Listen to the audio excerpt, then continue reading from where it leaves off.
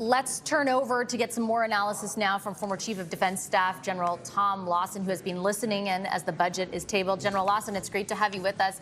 I do want to start on because one of the big factors leading to the increased level of spending is defense. We have known for a while now that the government intends, they didn't campaign on it, but that they intend to meet that 2% target.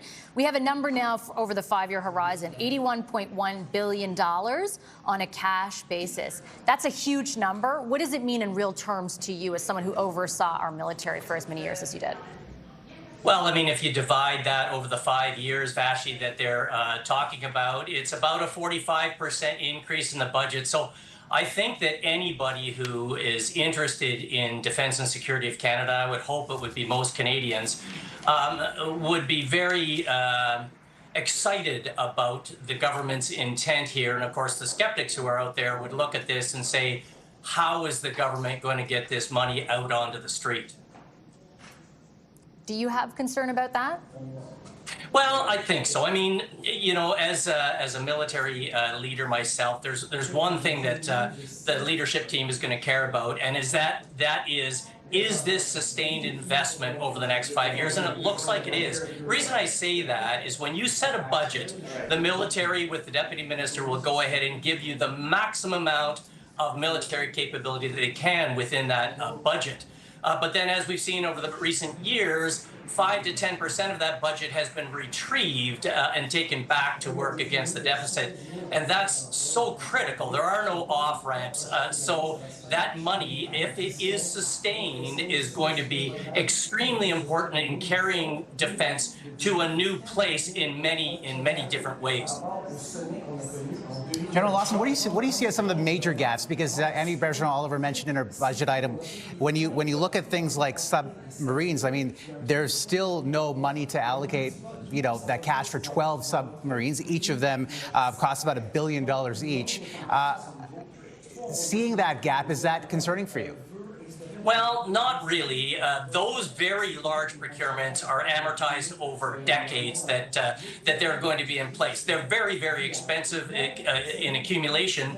But I think what we're talking about here, first and foremost, and the government's given us some indication of where they want some of this money to go, they're recognizing that first and foremost, once this is a sustained amount of money over coming years, the first thing they need to deal with is people.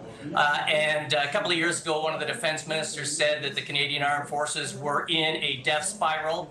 A little bit of good news, they're no longer in a death spiral, but they're just kind of pulling out. This will be the first year in years that they're actually going to take in more people than they lose. But that's not good enough. They need to recover 10 to 15,000 people, and now there's talk about a reserve that would increase from 30,000 to 10 times that number or more. And for that, you need compensations and benefits and housing like the Auditor General spoke about, and we need to feed into these bases, the 30 bases across Canada that have suffered such rot out over those years. You know, as part of those years I was in charge, we just didn't have any money to put into our infrastructure.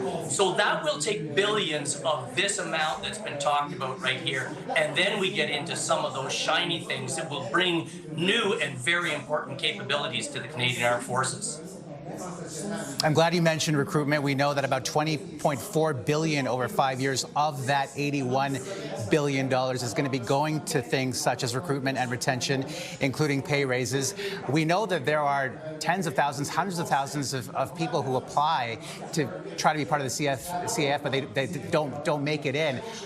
Are you confident in the execution strategy? Because when it comes to these budgets, right, money is one thing. In terms of carrying out policy that actually yields a desired result, that's another thing. Do you feel that second part of that equation has been met, or we're on track to meet that? Well, I think that the government took a big step when they raised compensation benefits by about 20% at the lower ranks a couple of months ago, and 7 to 8% up at the top level. That will make these careers, which I think are great careers, more marketable, more interesting to more people. Yeah, the Auditor General did say that the standards that the military seem to be applying has released so many of those people who might otherwise have been interested in coming in. I'm not concerned so much about that. I think the armed forces has to maintain high standards. They take the men and women they bring in and they take them to a very high technological level. So you have to maintain those standards. I think what you need to do is you have to make it easier for people to get into really good jobs, high-paying jobs that really make it as easy as possible for you to meet some of those things that are tougher, like moving with families into places that houses are very expensive.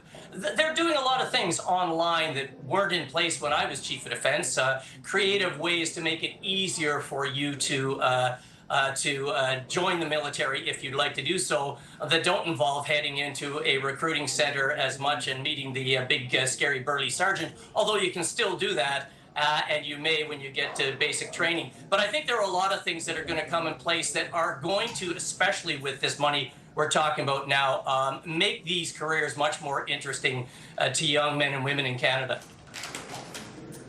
General Lawson, always a pleasure. And of course, these men and women sacrificing so much of their lives in service to this country, and we will be honoring them next week on November 11th. Appreciate your time. Thank you, sir.